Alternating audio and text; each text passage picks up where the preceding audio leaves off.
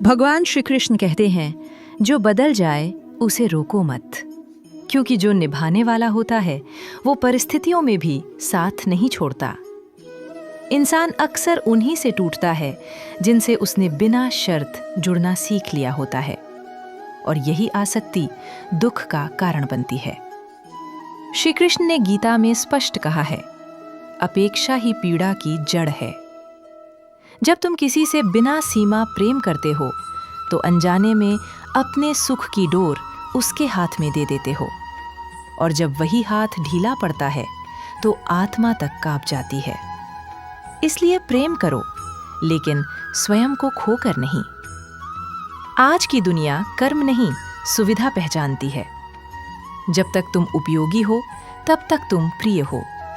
जैसे ही तुम अपने धर्म और आत्मसम्मान के साथ खड़े होते हो, लोग तुम्हें कठोर कहने लगते हैं।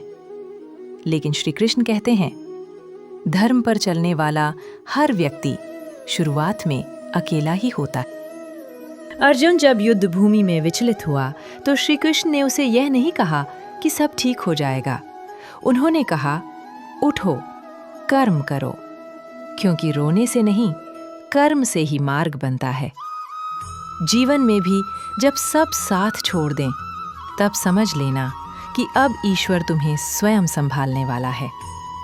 जो लोग तुम्हारी खामोशी को कमजोरी समझते हैं, वे यह नहीं जानते कि मौन श्री कृष्ण का भी सबसे बड़ा अस्त्र था। हर युद्ध शस्त्र से नहीं जीता जाता। कुछ युद्ध मौन, धैर्य और समय से भी जीते जाते हैं।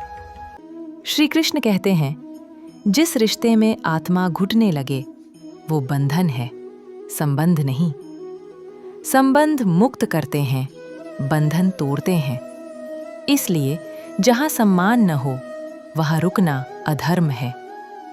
लोग कहते हैं, तुम बदल गए हो। हाँ, बदला हूं, क्योंकि गीता ने सिखाया है कि स्वयं की रक्षा भी धर्म है। हर चोट सहते रहना त्याग नहीं होता।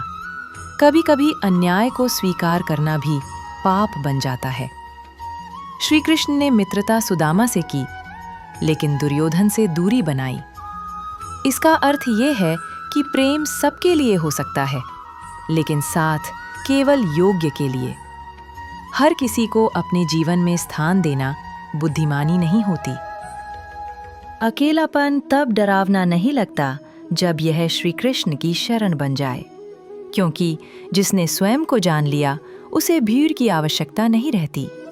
भीड़ शोर देती है, एकांत उत्तर देता है। श्री कृष्ण कहते हैं, समय ही सबसे बड़ा न्यायाधीश है। जो आज तुम्हें तुच्छ समझ रहे हैं, कल वही तुम्हारे धैर्य को उदाहरण बनाएंगे। इसलिए समय से पहले किसी की भूमिका तय मत करो। अहंकार रावण को भी ले डूबा था, और विनम्रता ने विभीषण को भी सम्मान दिलाया। इसलिए ऊंचा उठना है तो झुकना सीखो, क्योंकि जो झुकना जानता है वही वास्तव में स्थिर रहता है। जब मार्ग कठिन लगे तब याद रखना, यही वह मार्ग है जहां श्री कृष्ण स्वयं सारथी बनते हैं। आसान रास्तों पर तो भीड़ चलती है, धर्म का पथ सदैव अकेला होता है। अंत में श्री कृष्ण बस इतना कहते हैं, मुझे परिणाम सौंप दो, तुम कर्म करो निष्ठा से, निर्भय होकर। जो तुम्हारा है वह तुमसे कभी छिनेगा नहीं, और जो छिन गया वह कभी तुम्हारा था ही नहीं।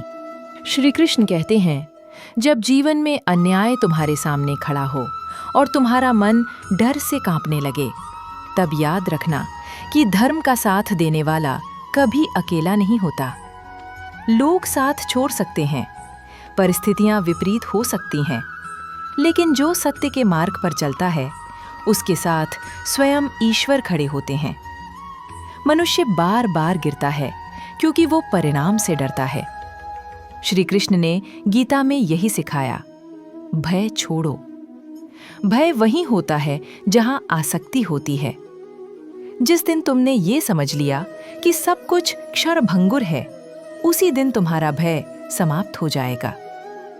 जब कोई तुम्हें नीचा दिखाए, अपमान करे या तुम्हारी नीयत पर सवाल उठाए, तब मौन रखो, क्योंकि श्री कृष्ण कहते हैं हर बार उत्तर देना आवश्यक नहीं। समय स्वयं उत्तर देता है और उसका उत्तर सबसे कठोर होता है।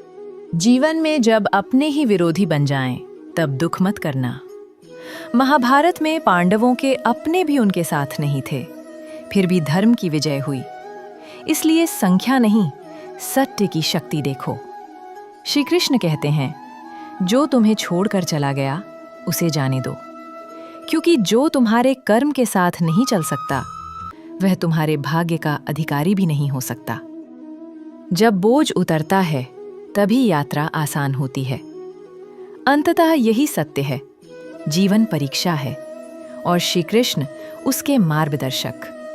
जो समर्पण करना सीख लेता है, वही वास्तव में निर्भय हो जाता है।